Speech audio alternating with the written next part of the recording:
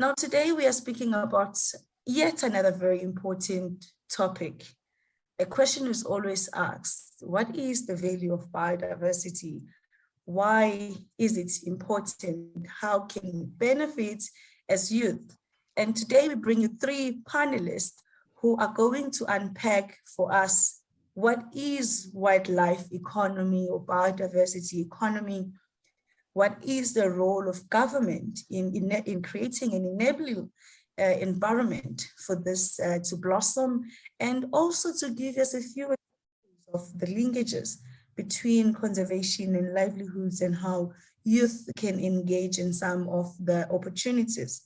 So without any waste of time, I will introduce our first speaker, who will be unpacking to us the state of wildlife economy in Africa.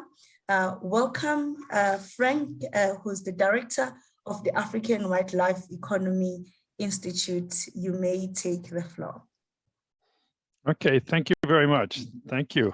I've got a little PowerPoint. Let me see if I can get it up.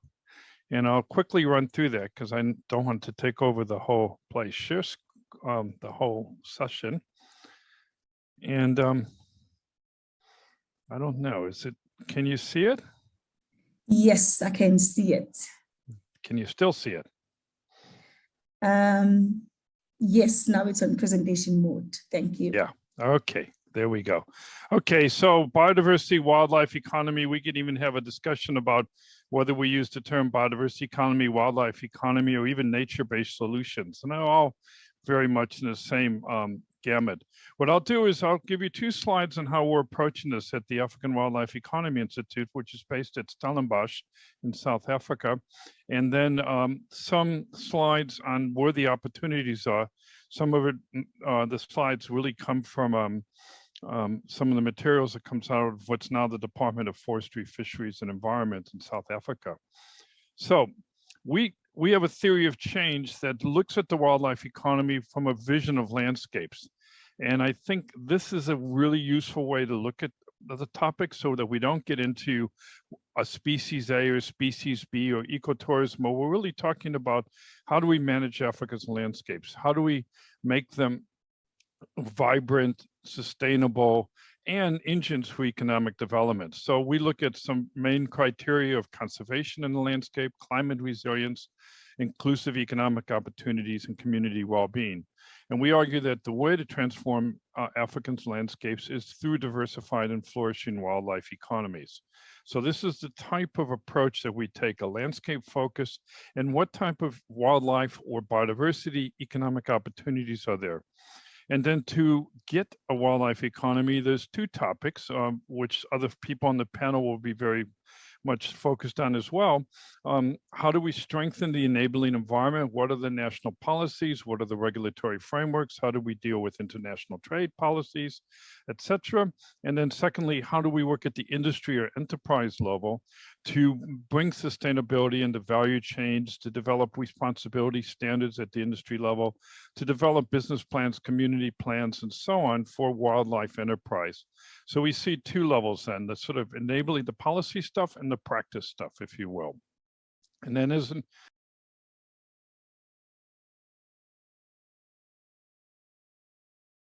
sustainability. And the knowledge is the research, the applied research, working multidisciplinary, working with people around the continent on topics like game meat value chains, like harvesting medicinal plants and so on. Engagement, working with government, working with industry, working with communities and so on. Next month, for example, we're running some work in Zimbabwe, where we'll be looking at the opportunities for increasing the use of wild meat in the Zimbabwe biodiversity economy. And the sustainability embedded is about training, about bringing people to do postgraduate research in this area. One of the shortcomings we have is that as we talk about an economy, many of the people in the conservation sector are really more trained in ecology. We have a lot of capacity in zoology, biology, botany, ecology, and so on, and we need more lawyers, economists, philosophers, sociologists in this field, and so that's what our institute is focusing on. So these are some cartoons that the South African government commissioned a few years ago, and I think that they're just fabulous little cartoons. They give you a really nice overview of this. And it says here, it's so great to be in nature with all this wildlife. I wish there could be more wild areas. There's the landscape story. Yes, that's maybe hard to read the middle one. Yes, Susie, we use land for growing business and growing crops, but there are other ways we can make money from wildlife too. Are there? Imagine there was a way we can conserve wildlife and use it to create jobs and wealth for people.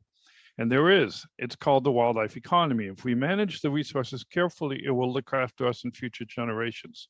So here's aligning wildlife conservation with economic opportunities. Essentially, that's what it's all about. And looking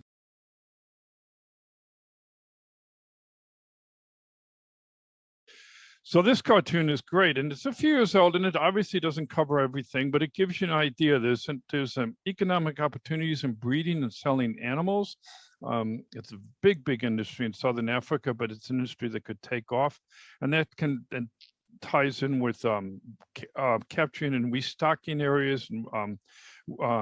For example, Agagira National Park brought in rhinos and lions from South Africa. They have giraffe from Kenya, and so on. Wildlife.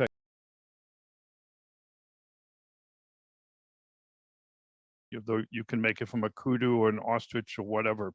The South Africans are addicted to this stuff. It's everywhere, and it's some of it's really quite good. Trophy hunting, recreational hunting, wildlife education, protected areas, and so on. So all the activities we can do, and then there's products. There's game meat, there's hides, there's skin and hide production, there's curios, and so on and so forth. So there's a whole set of goods and services, and this doesn't even cover all of them, but it gives you an idea of the diversity, that potential we have on the continent. The South Africans sort of split bioprospecting separate from wildlife economy, and so I threw in this slide for the arrow on the right, sustainable wild harvest. And it says currently there are 7 indigenous plants that are growing naturally in the wild, which can be harvested under certain conditions. And they mention here marula and baobab. Well, actually, there's a whole lot of things, both on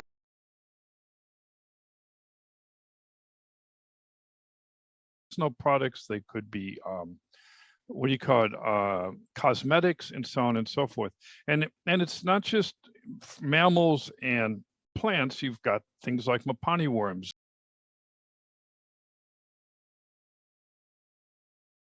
and caterpillars and so on. Huge industry for that. So there's a big array of products that can be harvested from the wild for economic value. So my interest is more in game meat. So I've got a little bit more here on game meat. One of the challenges is to work out the value chains of a product like this. Here it goes from ranching to harvesting and hunting to meat products to the consumers. And you're not going to read everything on this slide. I can't even see it on my screen, but governance and legislation are 2 words on the left.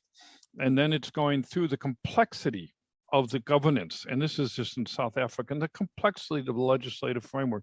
So one of the challenges of the wildlife economy is getting coherent policy, coherent regulation, coherent regulatory authority and oversight. You need that.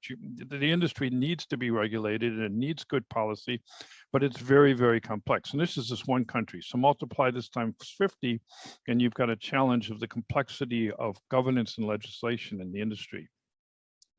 Another dimension is developing sustainable business models at the private sector level, at the public level, and at communities. And this slide shows 2: business model for wildlife ranching in the private sector and a model for protected areas.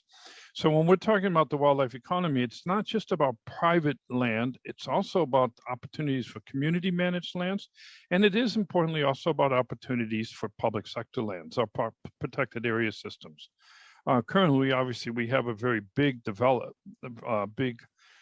focus on ecotourism in our national parks, and that is part of the wildlife economy, a key part of it. But there's other things that you can do in national parks and harvesting resources and so on. Again, mentioning Agagira, they're now having communities fishing in the park, so they're bringing some economic value out of aquatic harvesting, if you will. But it's not just looking at this at the national level or at the community level, it's also looking at it at the continental level. And one of the things we're doing at the African Wildlife Economy Institute is looking at Africa's new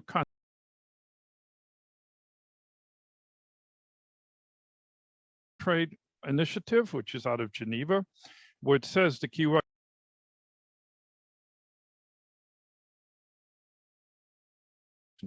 including on the legal and sustainable trade of biodiversity.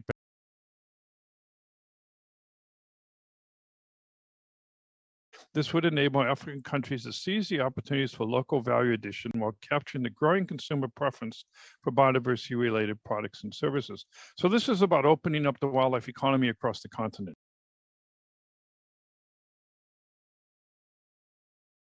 EcoTourism holidays, Kenyans buying shea butter from Nigerians, Nigerians buying their game meat biltong from South Africa, South Africans going up to Nigeria to do ecotourism in the Niger Delta, what have you.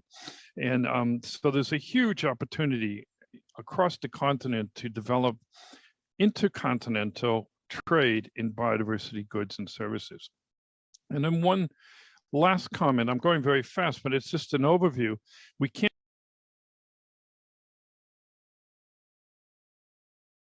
terrestrial. Obviously, for some countries like Zimbabwe and Rwanda, they're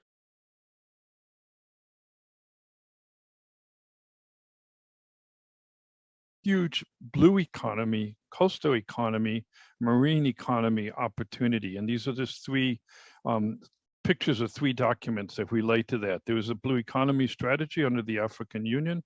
I was involved in the two documents on the right. We've looked at carbon stocks in Tanzania and Mozambique, and I do quite a bit of work on mangrove carbon. So there's, in addition to sort of meat and hunting and ecotourism, the continent has huge opportunities to develop carbon credits, and one of the areas is mangrove restoration, which is all over the place. You can do mangrove restoration in Nigeria. In South Africa, as far down as the Durban Harbor, where there's a mangrove reserve. In Tanzania and Mozambique, of course, in Senegal and what have you. So the wildlife economy includes wildlife that swims and plants and that live on the coast or in the coastal areas, and not just the plains games. It's a big, big area of opportunity. So last slide. Very simply, wildlife plus economy equals sustainable development. And this is one of my favorite quotes from the SDG document, the 2030 Agenda. We envision a world in which every country enjoys sustained, inclusive, and sustainable economic growth and decent work for all. A world in which consumption and production patterns and use of all natural resources, from air to land, from rivers and lakes and aquifers to oceans and seas, are sustainable. One in which humanity lives in harmony with nature and in which wildlife and other living species are protected. Humanity living in harmony with nature, not next to nature, not nature locked up in a national park, but nature is part of our society, is part of our economy, and so on. So the wildlife economy is really about living with nature and living from nature and being part of the natural system. So the ecosystems of Africa have people in them. The people benefit from it. They get goods and services from it. And in so doing, wildlife and other living species are protected. Okay, that's my presentation. I went very fast, but I know we've got a big panel. I hope that's okay. Let me see if I can take it off here. That's great. Thank you so much. That's for all these great ideas and the things you've put on that are critical to work. We need an enabling environment. So I'm going to move over to you, Lactitia. Lactitia is the Acting Director of Biodiversity Economy from the Department of Forestry, Fisheries and Environment in South Africa. Welcome, and kindly give us a case study from South Africa on biodiversity economy.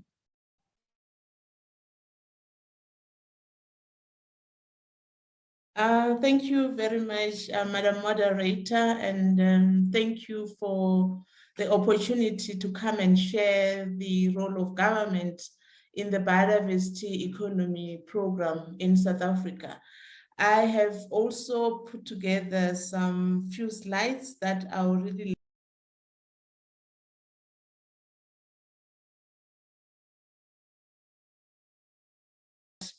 I will try to move through it a little bit fast, but I will also spend some time on the slide that I find relevant and important for this session. But what I've actually done was to give you a full overview of the government intervention on biodiversity economy. So in terms of my presentation outline, I will give you a little bit of background, share with you, our contribution to South Africa's economy,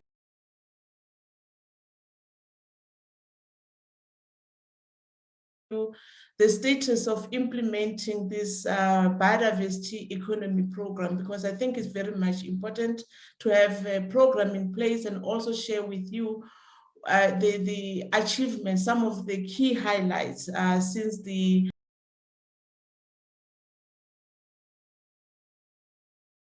on many of the initiatives that the government is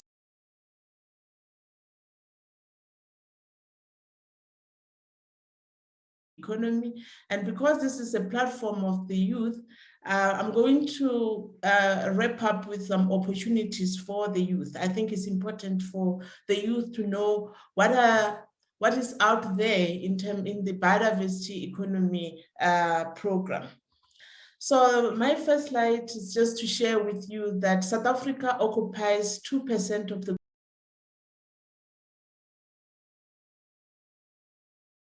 also 10% of the world's plants and 15% of the world's coastal marine species. And in addition to that, as a country, we are also rich in terms of indigenous or traditional knowledge associated with the use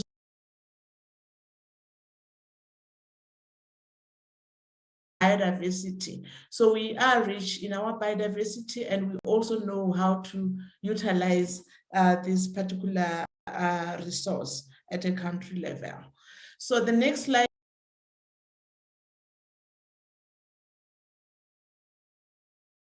Rich diversity in South Africa. I think some of you know that South Africa is one of the mega diverse countries.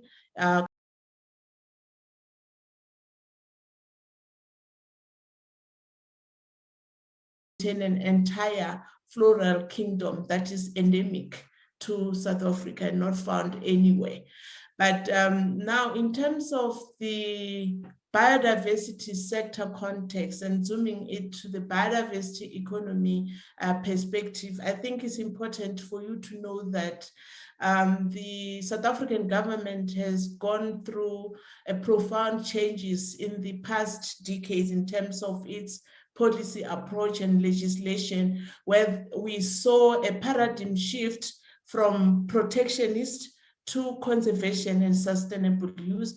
And as I go through my slide, you will see what actually happened in terms of that paradigm shift from protectionist to conservation and sustainable use. And in doing so, we also recognized the role of communities within the environment they occupy, because they are the custodians of the biodiversity that is found in their surrounding environment, and they have developed indigenous or traditional knowledge on those resources. And again, there is also recognition of the biodiversity as a key contributor to the economy, the topic that we are talking about today, as well as environmental goods and services.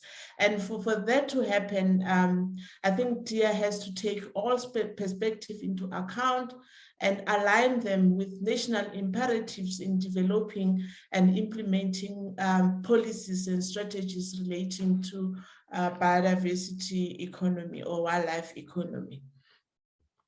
So in the international context, I think it's also important for you to know that as a country, we have affiliated, or we are parties, or we are members of various international or biodiversity related conventions. This is just a list, which I'm not going to go through them, just for your noting.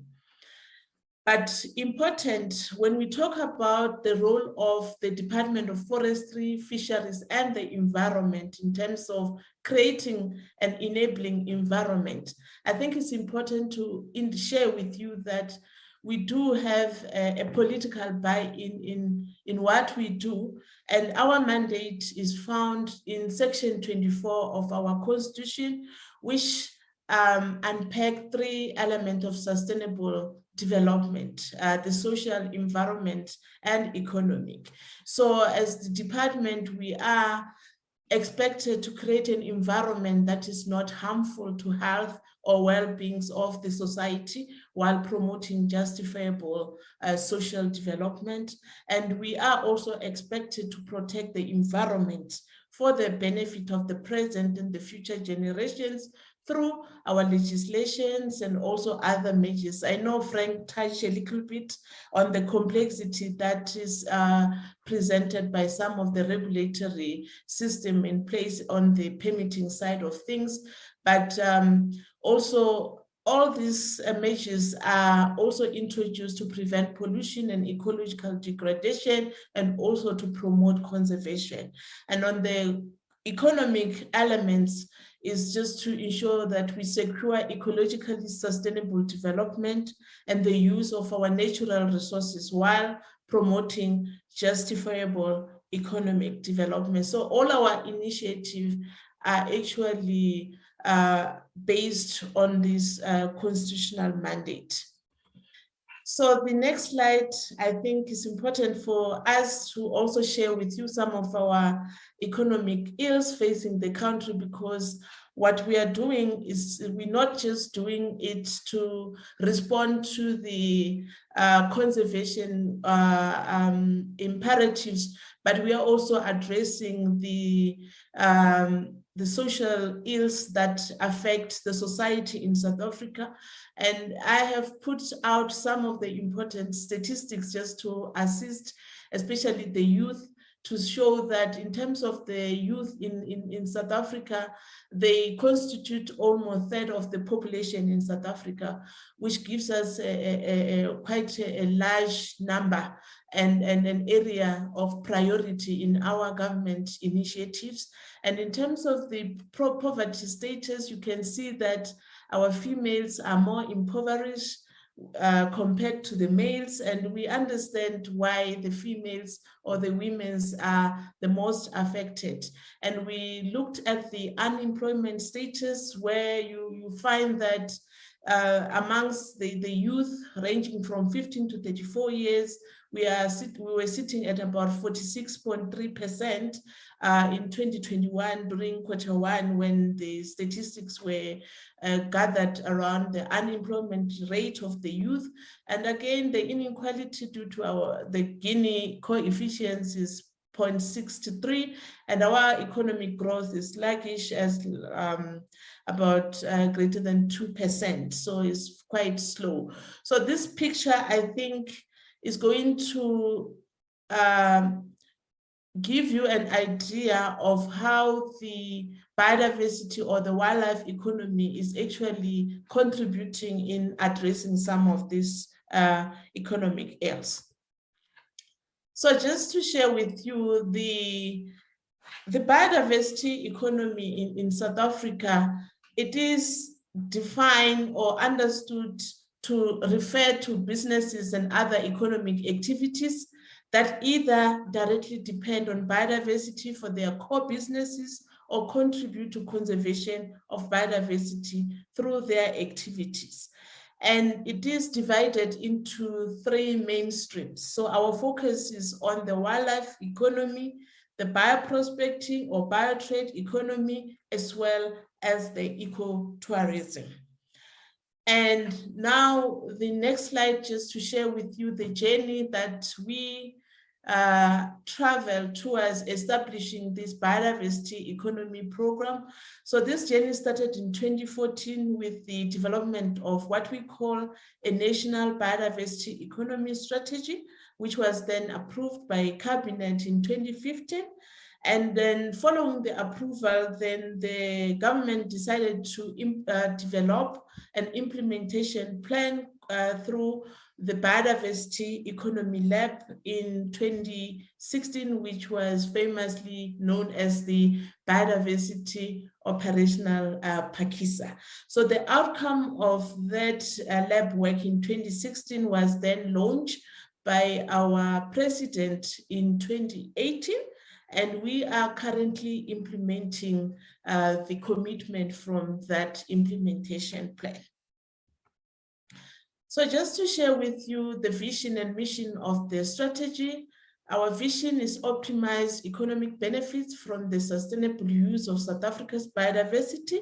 And the mission is to enhance and create new and inclusive opportunities for economic growth through biodiversity-based initiatives. So I'm going to skip how we define the wildlife and the bioprospecting, and then give you the aspiration of the bioprospecting and the wildlife sector, inclusive of the ecotourism sector. So the aspiration for the biodiversity economy program in South Africa, looking at the bioprospecting sector, is to develop and improve the bioprospecting industry to create a sustainable, inclusive, and commercially viable sector, adding 10,000 new jobs and contributing 1.7 billion to GDP at 10% per annum by 2030. So you can see our aspiration is talking to the slide that I shared with you earlier on the social or economic health. And the wildlife sector aspiration is an inclusive, sustainable, and responsive wildlife economy that grows at 10% per annum until at least 2030, while providing a foundation for social well-being and maintaining the ecological resource base. So this aspiration is also supported by 3 objectives on economic growth, transformation, and sustainability. So I'm not going to go through all of them, but because this presentation will be made available, so you can go into the details and have a full idea of those 3 objectives. So now there could be a question around how many biodiversity related jobs are out there. And this slide is just sharing with you that there are more than 418,000 biodiversity related jobs. But out of that overall figure, there's a breakdown of these jobs. So you get a sense of what kind of jobs are out there in the biodiversity related sector. But what is important for you to note is that for each job dedicated to protecting biodiversity, there are about 5 jobs that depend directly on using the biodiversity. So now you get a sense of that paradigm shift from protectionist to conservation and sustainable use in the context of job creations. So now the next slide is just sharing with you the value chains. Frank touched on this. So the most important value chain in the bioprospecting sector is that from the resource base where the resource is harvested wild or is being cultivated, and then it moves to another level where there's some primary or secondary processing and the trade of the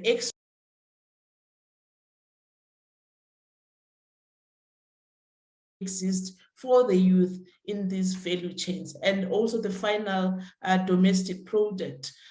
That's the last chain in the production, where now you get the finished product available in the retail and the revenue that is generated. So when you look at the bioprospecting value chain as the youth, you can already position yourself in terms of areas of your interest, whether you want to participate or contribute at the very primary or initial, at the very initial stage of the production of the raw materials, or right through at the final product development. So now the next slide is just sharing with you the wildlife economy value chain. I think it's also important for you to know about this value chain. Frank touched on them, but what is important for you is the revenue that is generated by each step of the value chain, the wildlife ranching, the wildlife activities, also the wildlife product. So if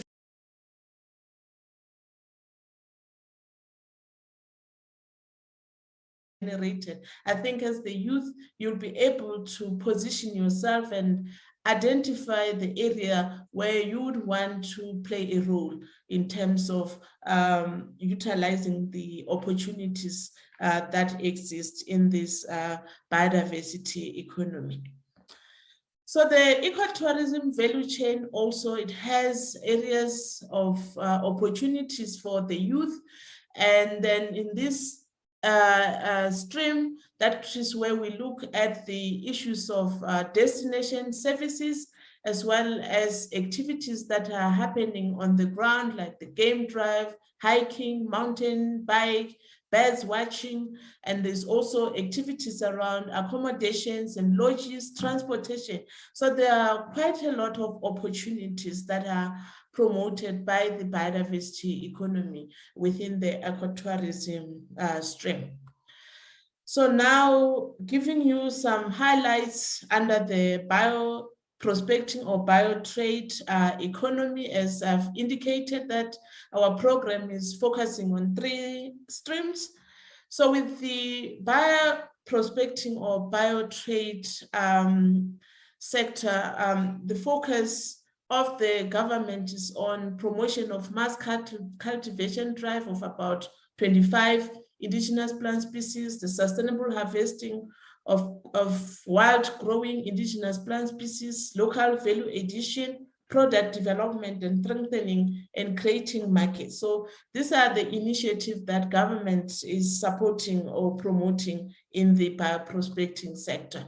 And out of those key focus area, we have now 5 broad activities initiative that falls under the increasing the supply and also promoting the value chain, and also addressing the aspect of the regulatory environment, because bioprospecting is one area that is regulated, and now we need to improve efficiency in our processes. And I think what has actually happened in this area of work, there is now move from a manual permitting system to an electronic permitting system. And again, transformation is a cross-cutting area of work in the bioprospecting or biotrade sector. So this next slide is just to share with you some of the highlight on the ground, which I'm not going to go through all of them, just to share with you that things are happening in South Africa. We do have project on the ground. This is a rooibos product and the cultivation that is happening. The Devil's Claw project, you can see things are also happening in the Northwest province in South Africa. Again, we've got the alu businesses that are happening in the Western Cape and the Eastern Cape provinces of South Africa. There's a lot of activities happening in South Africa supported by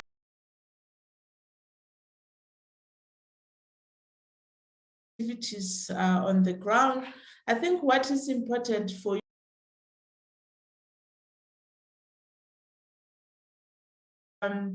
with the wildlife economy, it does contribute in terms of intensive and semi-intensive and also extensive wildlife production.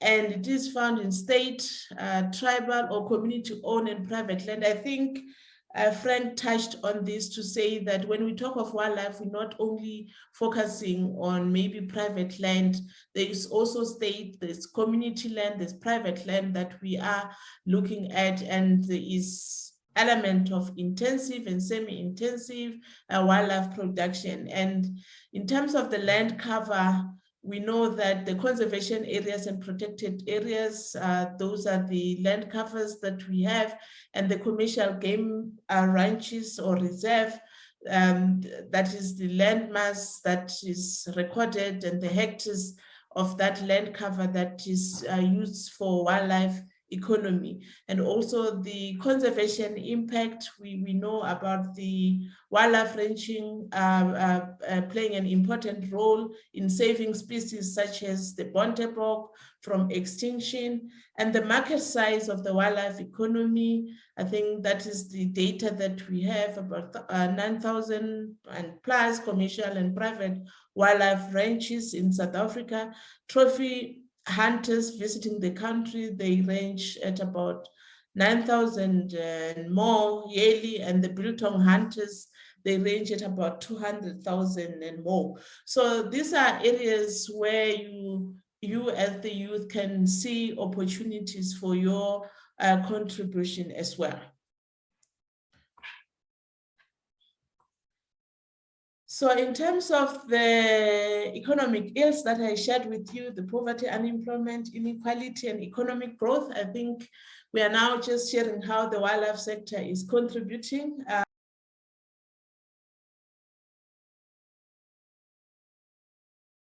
Employment of more than 100,000 people by the wildlife sector, and the sector remains untransformed, unfortunately, which is our biggest challenge, but it's an area that we are really working on strategies and approach to address that area.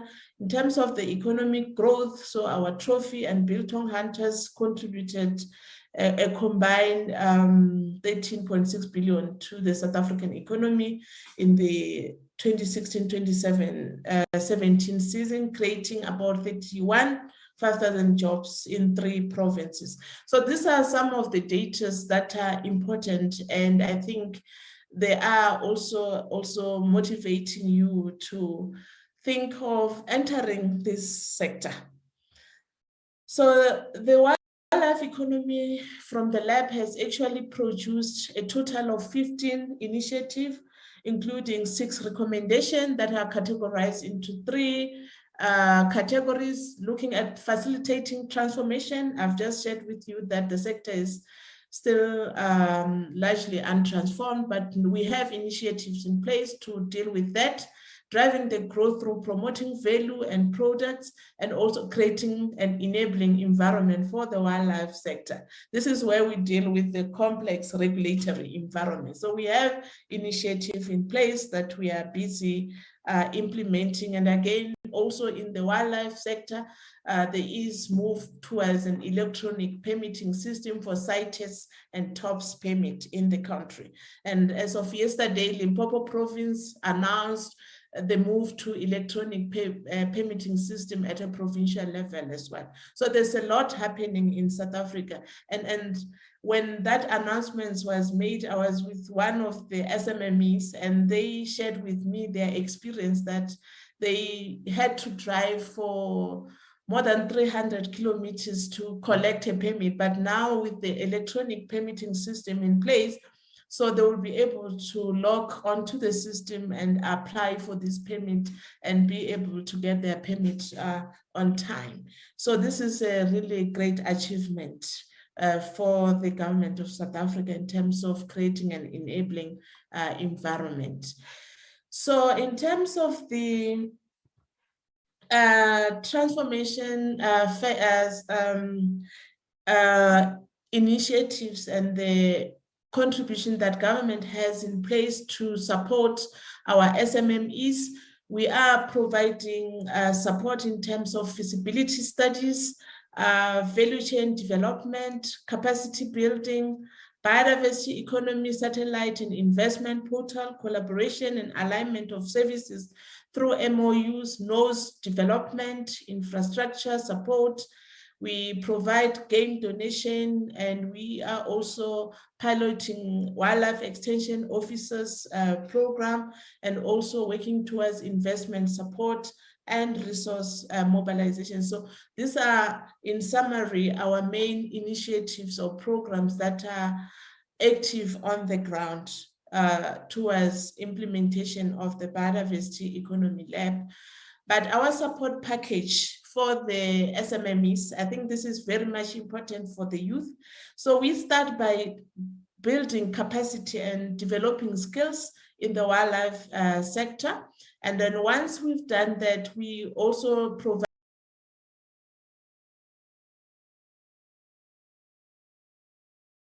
market access for the SMMEs, and we also provide business support in terms of feasibility and business plan development, and also establishing partnership.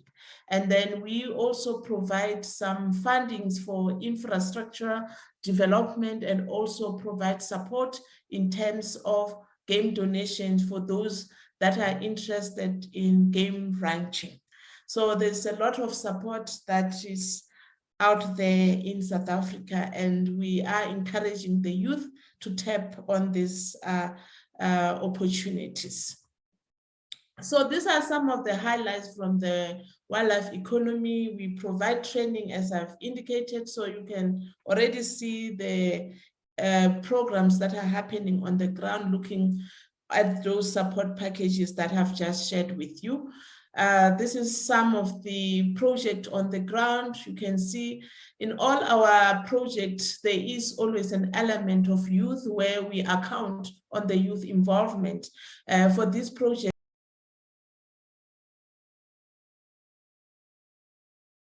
a game lodge. And the other important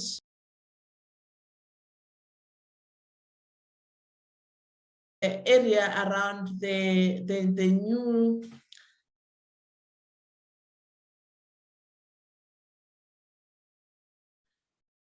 I'm trying to get this slide.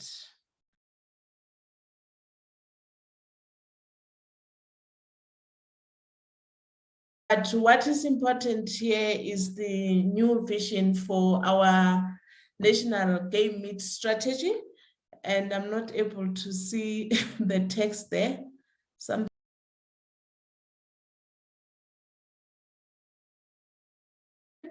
And where we want to have a formalized thrive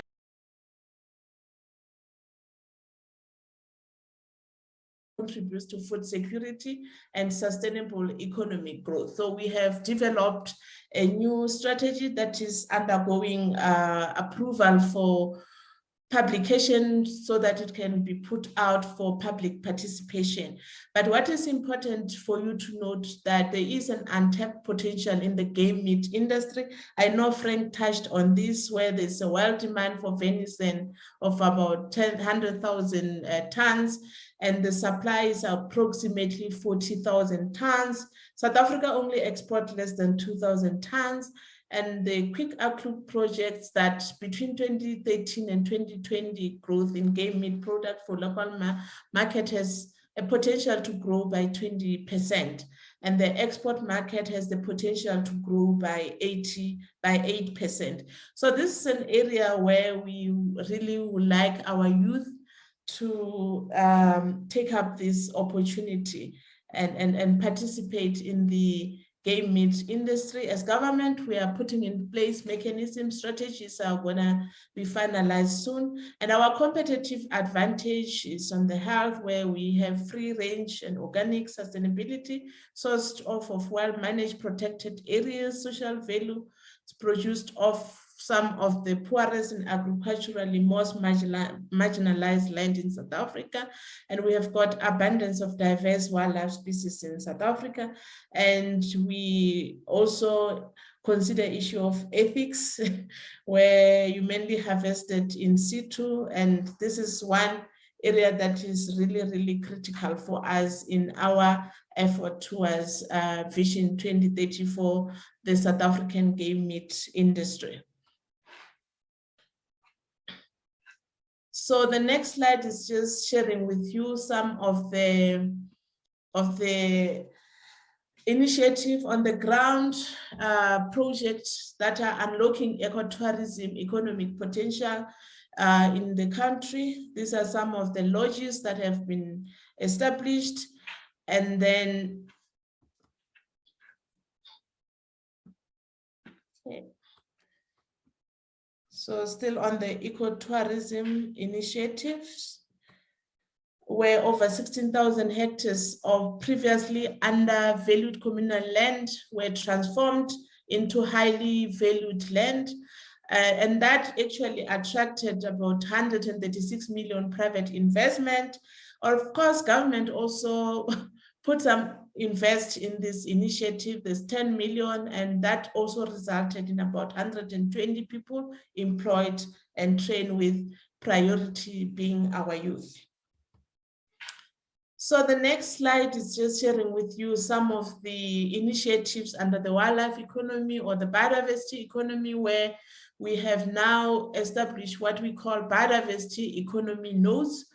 And these nodes are mainly coming from areas recommended for intensive wildlife economy activities. And these areas were recommended by provinces. So this is where investment could be targeted towards from government to ensure the growth in this biodiversity economy. So there's also another important aspect on the wildlife certification scheme. And this is done to address issues of reputational risk from the wildlife activities and negative impact on the ecological resource base. I know with the game meat production, some of the people may start asking a lot of questions in terms of the sustainability, how this whole thing is going to be handled and managed. So the certification scheme program will be focusing on the site base, where it's looking at the species diversity, the ecological management of the ranch, also the operator base, where they focus on the hunting method. I think they're going to be certified. So there's a project that is underway, which is going to assist their contribution to conservation and contribution to the social well-being, and also on the product base, the sustainability of the source, and also the harvesting method are going to be certified. This is a new initiative that is going to help us address all issues of reputational risk of the sector.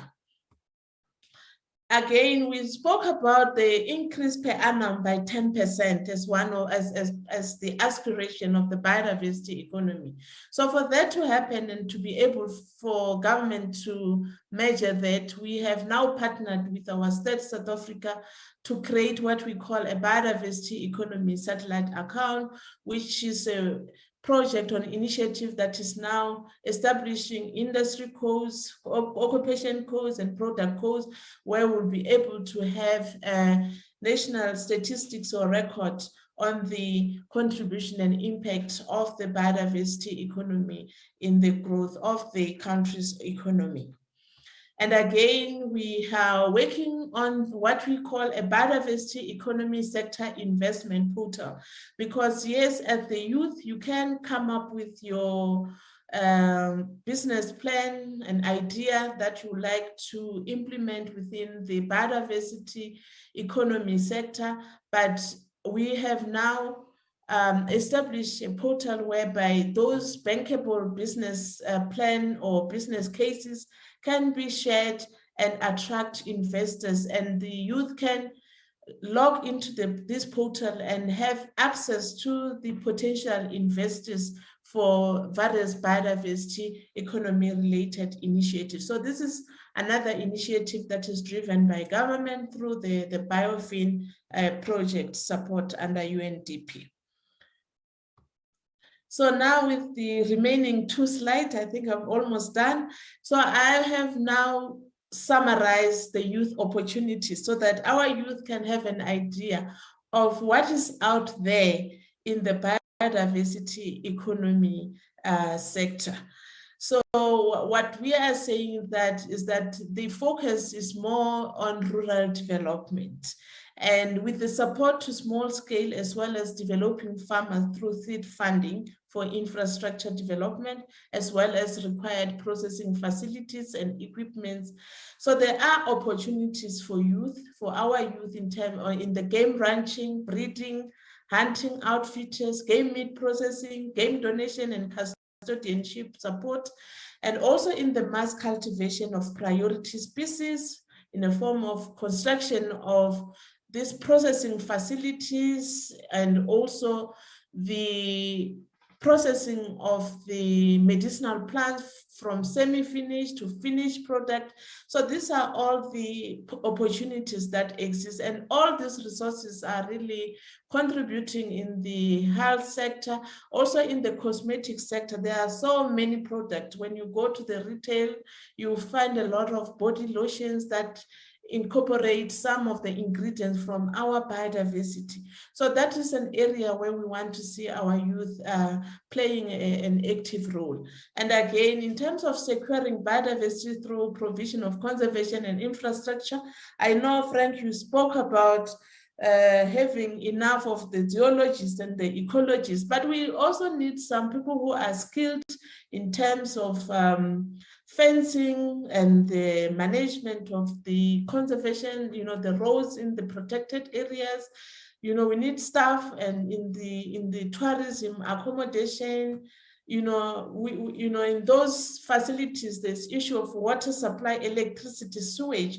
So those are areas where we need a lot of youth, taking or playing a role. Administration of these buildings and conference facilities, these are all opportunities that exist. So from the scientific way, or from the conservation point of view, there's opportunities for scientific work when we develop biodiversity corridors and nodes. So there must be some scientific work where scientists, our youth scientists, are playing a role in documenting and developing those feasibility studies. We need environmental monitors, extension officers, youth champions programs, support for traditional authorities. We need to see more youth playing a role. We don't want to see our elderly, only leading all community initiative. We want to see the youth also participating, researchers. We need innovators, contract lawyers, because we talk about partnerships here. We need specialists in IT system, GIS, because there must be mapping of some of this initiative throughout the country. So there's a lot of opportunities for youth in the biodiversity economy. And again, in the ecotourism infrastructures, there's also a lot of youth opportunities in terms of developing and upgrading of infrastructures in those protected areas, accommodation, administration of visitors, maintenance of roads and fences within protected areas, development of commercial assets for communities around protected areas, community-owned hospitalities.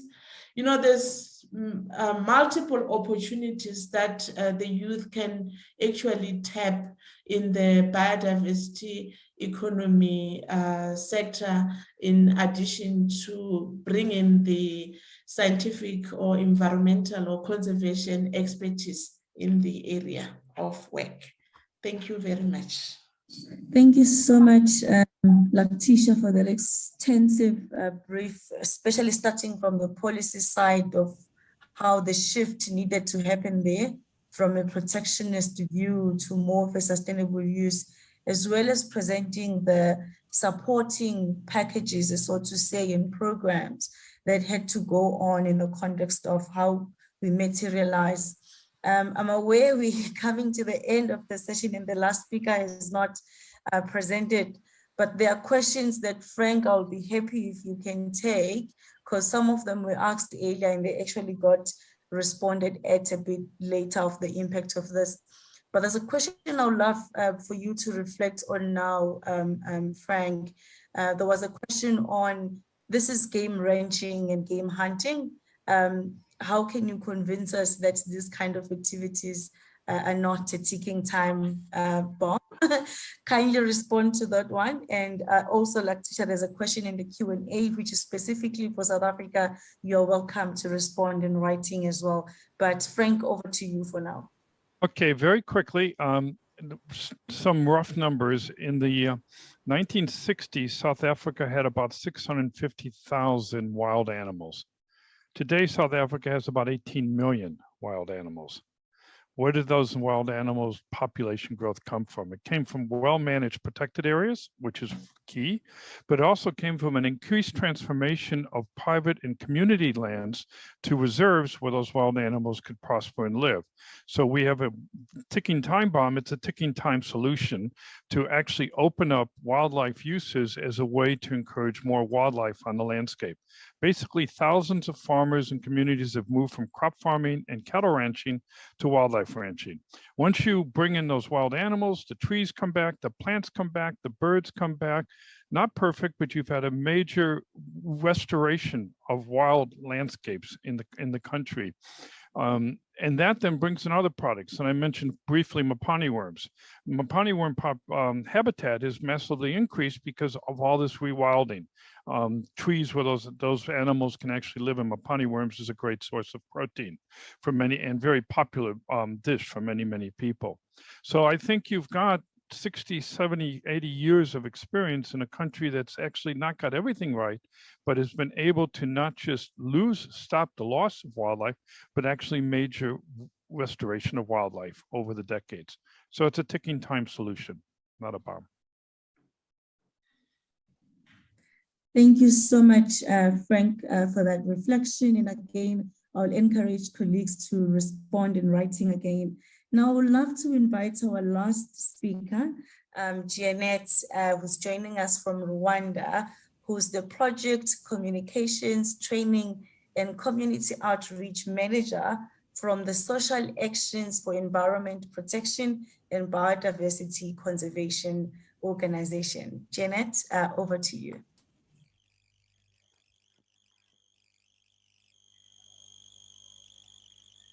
Hello everyone, thanks for having me. I'm talking to you about the links between biodiversity conservation and livelihood opportunities for youth.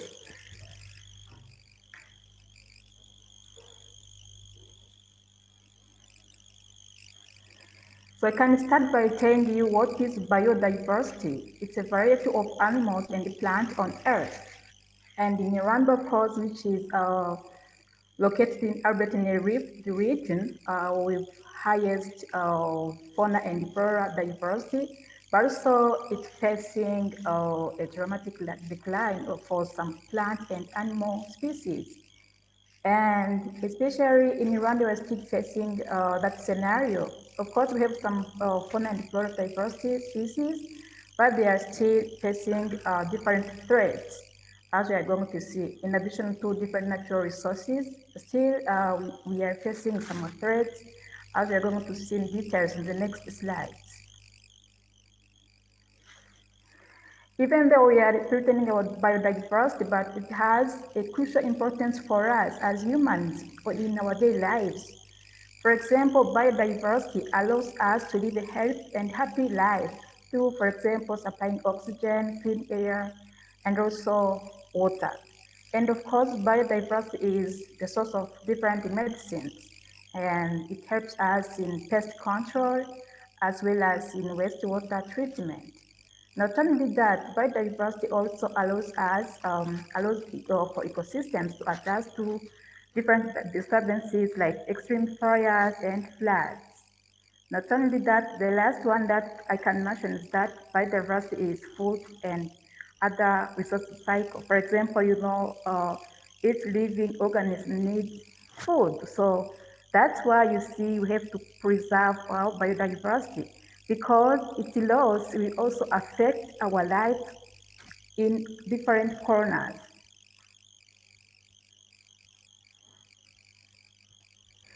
As I said briefly before, biodiversity is facing different threats, and most of the time, anthropogenic ones are dominant, where humans have involvement. For example, I can mention invasive alien species, but also climate change. Now we are facing in so many parts of the world, and also some nutrient loading. We are facing pollution. We are having habitat change, and also we are facing over-exploitation. The same scenario in Iran I can mention. For example, now we are still seeing some persons are being caught on daily basis, poaching. Of course, do something with the awareness raising, but still Some are still having that mindset of going and port. And also they're cutting trees on daily basis for different domestic uses. So that's why we are here as youth to contribute and also to give our support, to give our message, to educate the youth, future generations, so they can be aware to preserve our biodiversity.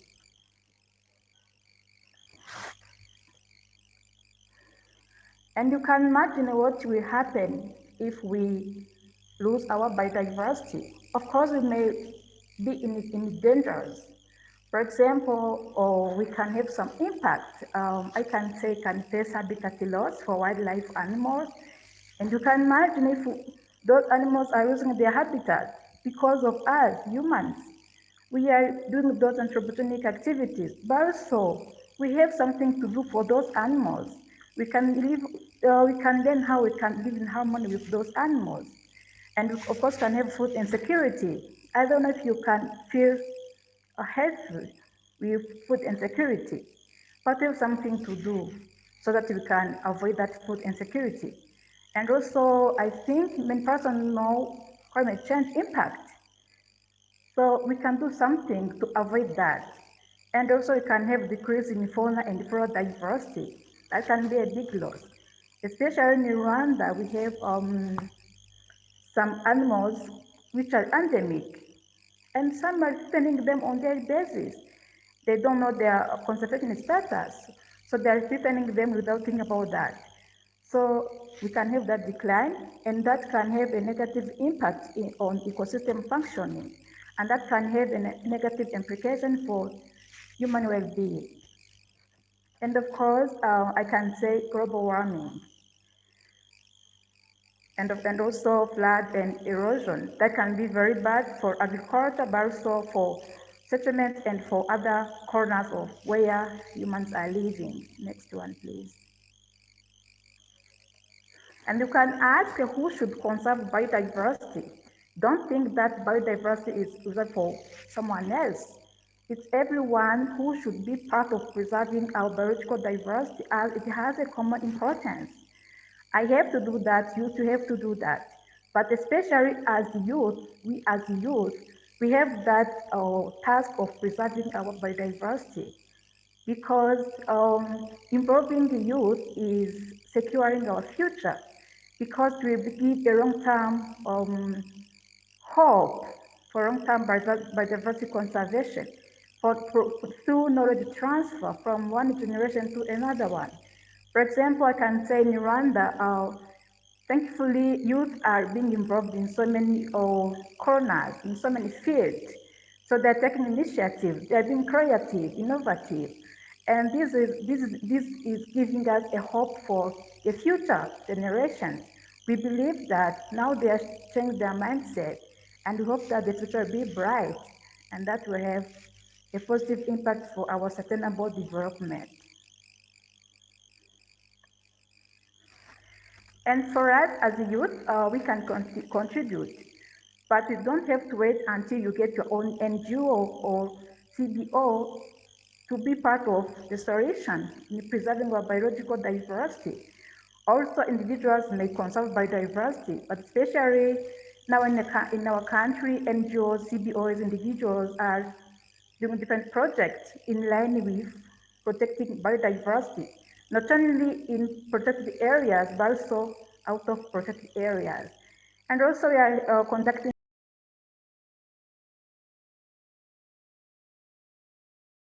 on youth.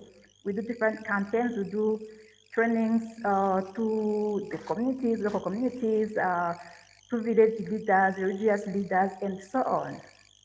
And also some youth are getting involved in protected areas management and preservation. For example, some are park rangers, others are guides, others are managers. So something very good to be proud of. And also some other youth are getting opportunities in the hotels, which are in their own protected areas, but also in some centers and cooperatives. And others are creating their own businesses, like those tour companies, being tour operators, tour guides, and so on. And this is improving also the community living standards. So it's our job as youth to help the country to develop itself. Yes, go on. And also there is interconnection between livelihoods and biodiversity conservation, because a well-conserved biodiversity improves surrounding communities' livelihoods. Here I can give an example. In our country, the communities who are living around protected areas, like around the parks, they are the first to benefit. So they're getting different financial support from the government, but also from other external donors. And also they're getting some social benefits. And for example, they're getting, doing recreation, they're getting some jobs, all from the tourism. And others are being the park rangers, the guides that I said above. And they can also get some medicines.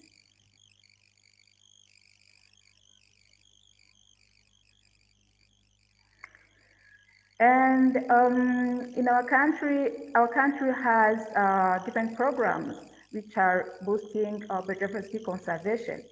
I can say there are some joint efforts which are in line of biodiversity conservation, but also they're helping to increase the community ownership and different awareness raising activities.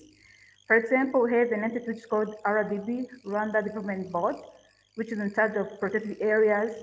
So that entity is helping to increase the community ownership through different activities. So by showing them the ecological and economical importance of the parks and other protected areas, the communities are changing their mindset. And this is having a positive impact in biodiversity conservation. And you see now communities are getting aware, because doing comparison from the previous years to now, you can see a big difference, a big change. Before you could see on monthly basis, some cases of illegal activities, they were a bit high, but now you can even spend like 1 week without any illegal case. You see that our joint effort from NGO, the government, is now having an impact on preserving our biological diversity. And also we have tourism revenue sharing scheme in which the money or the financial income from the tourism, 30% is given to surrounding communities. So they are getting different infrastructures like hospitals, schools, but also some cooperatives. For example, around the Nyungu National Park, there is one cooperative for exporters men. So those were grouped into a cooperative. Now they are doing a beekeeping cooperative. Now they are giving testimonies to their colleagues, showing that there is no importance of being threatening biodiversity, but they are showing how they can teach them how they can overcome in threatening biodiversity. So they're helping to change the mindset to their colleagues, and now we are seeing a positive impact. But also there are different community support programs from the government. For example, if you are doing farming activities around the buffer zones and you face a crop raiding, so you claim, and then the government, through special guarantee fund, is giving you a payoff for the damage you faced. And this is helping to reduce human-wildlife conflict. But also this cannot be a sustainable solution. That's why we are here. We are here to to help communities to do different farming activities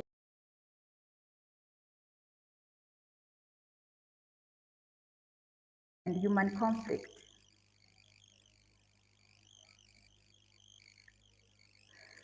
And as I was talking about, for us as an organization, we are making a contribution, helping the government and other organizations working in Rwanda, how we can preserve our biological diversity, but also increasing the community's livelihoods. For example, we are focusing mostly on youth for securing the future, but also to be sure that they are understanding well the concept of biological diversity so they can help or to transfer to future generations. And also we are providing different agroforestry and fruit tree species to different community groups. We jumped in the Central African Republic because we saw that they have different natural resources, but also another biological diversity, but the awareness and ownership is less. So that's why we jumped there and we had partnership with our colleagues who are working there. And we give different agroforestry tree species and food tree species to fight malnutrition, but also to help them to do farming, which is friendly to environment. And there we're teaching them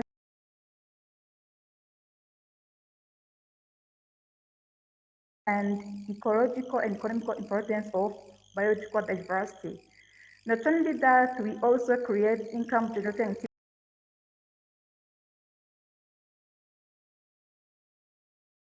Country, we have the project of planting pineapples in the name of smart agriculture, which is friendly to biological diversity.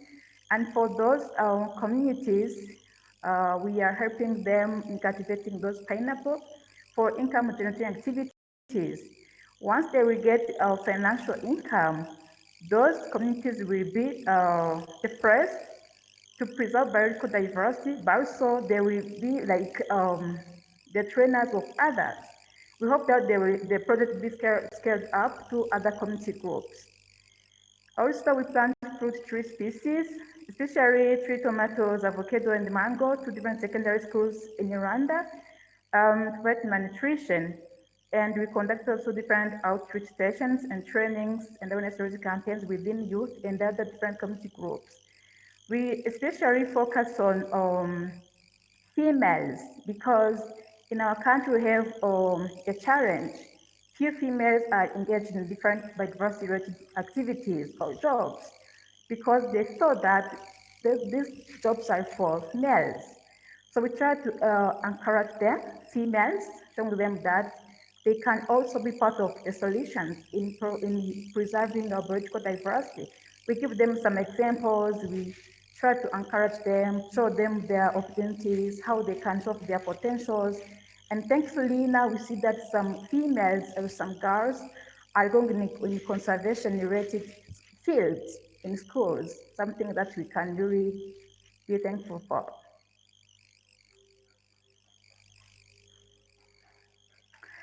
And some are the highlights of our activities that we do in Rwanda and Central African Republic.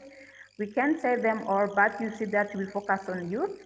As organization is a youth-led organization, so we saw that we can do something. Of course, there are so many organizations in Rwanda, but for us, which is a youth-led organization, we focus on youth to ensure that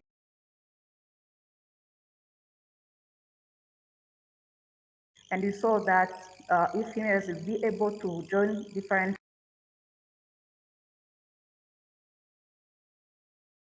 together our synergies, and then we have a future bright.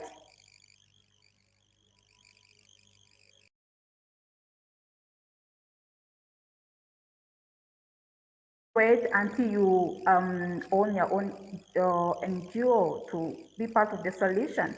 You can have your own.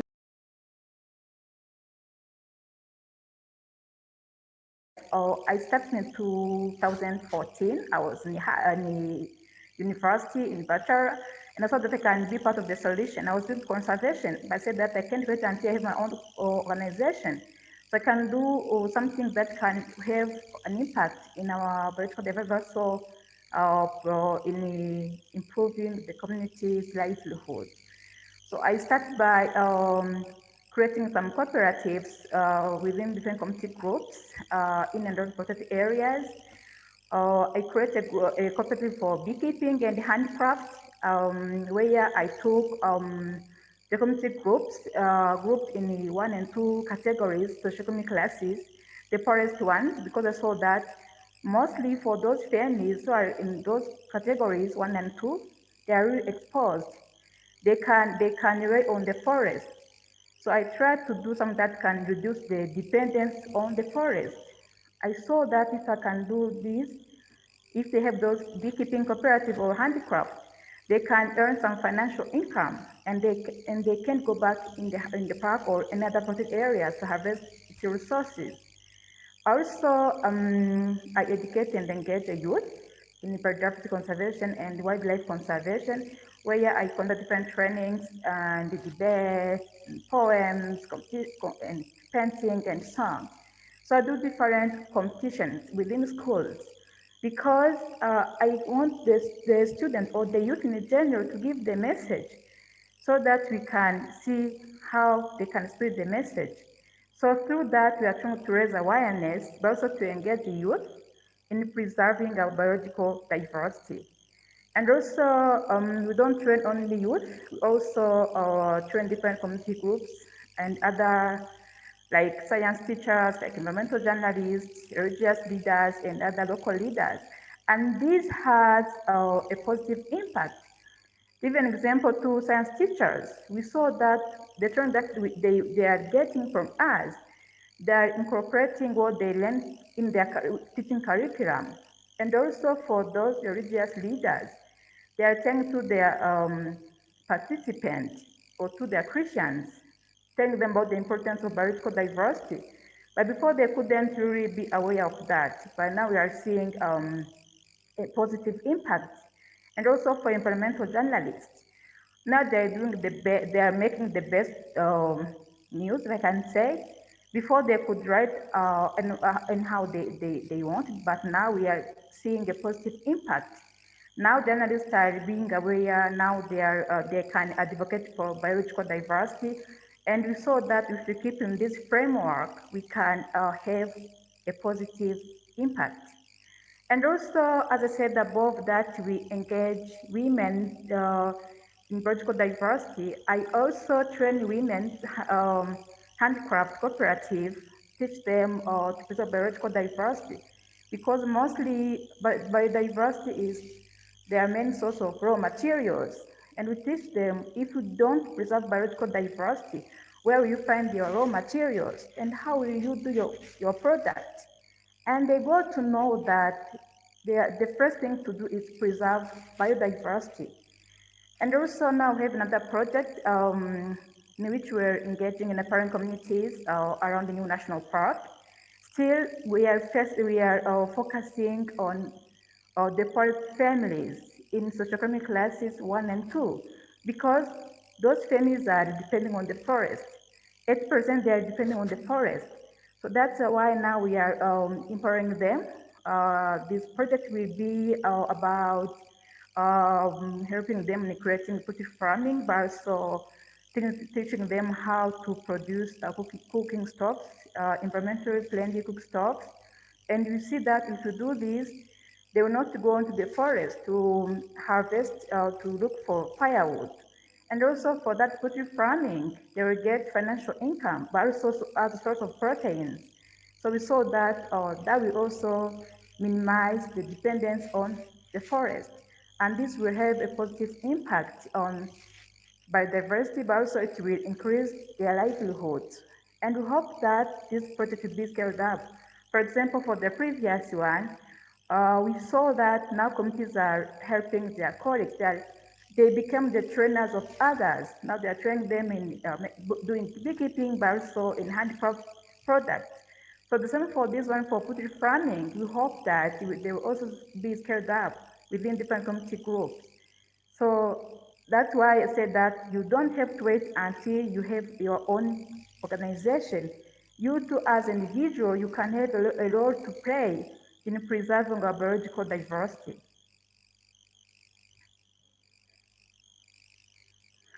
So these are the highlights for my activities. You can see I mostly focus on youth, but also on females, because me also as a female, I have to do something for my fellows. So that's why mostly I focus on females, because when a female is developed herself, even her family will be developed. We females are like the managers of our family. That's why we started from females. They were the one who do those daily activities like going and looking for firewood, or and also doing some different other domestic tasks.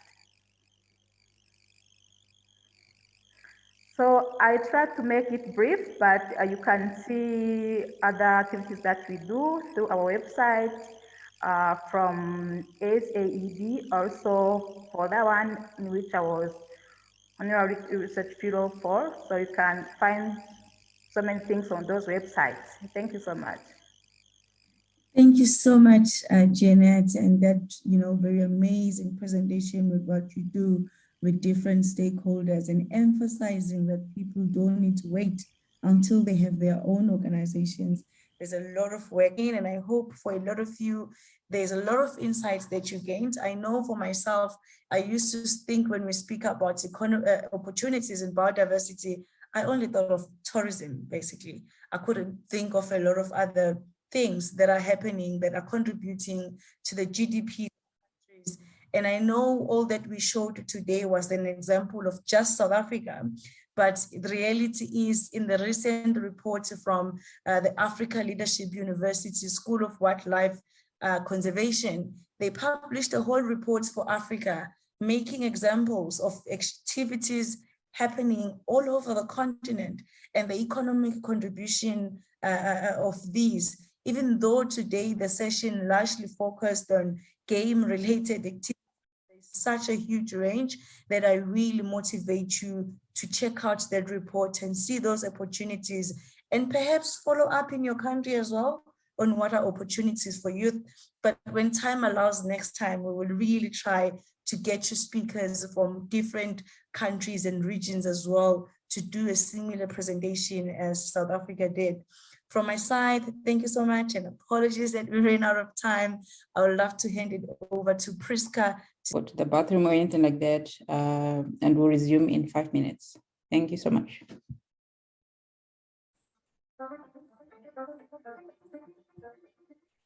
An organization like WWF that has been in Africa for more than almost 60 years now, we've seen the progress happening on the continent. The question we are trying to answer is, how do we negotiate space for the species in a modernizing Africa?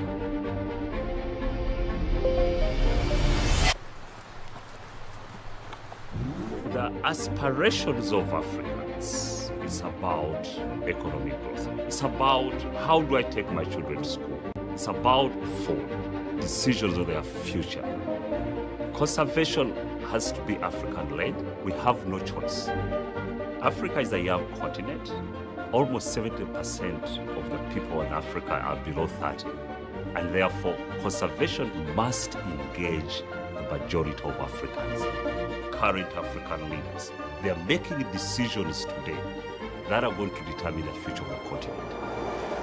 How do we help them make the decisions between development and conservation?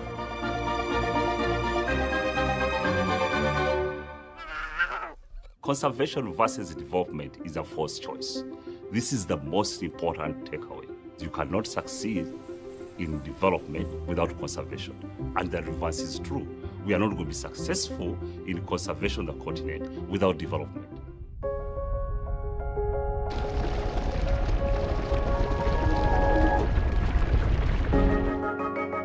It's exciting, actually. We are trusted. Because of trust, we are able to have these difficult conversations about conservation and development. But that comes from the trust we have with African governments and people, and the trust comes from how successful we've been for the last 58 years. Many of these species are only found on this continent, and therefore it's our duty to conserve, find solutions, and protect our heritage as Africans.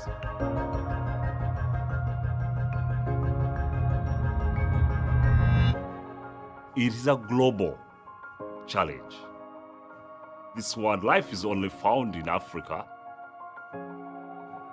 but it belongs to the entire world.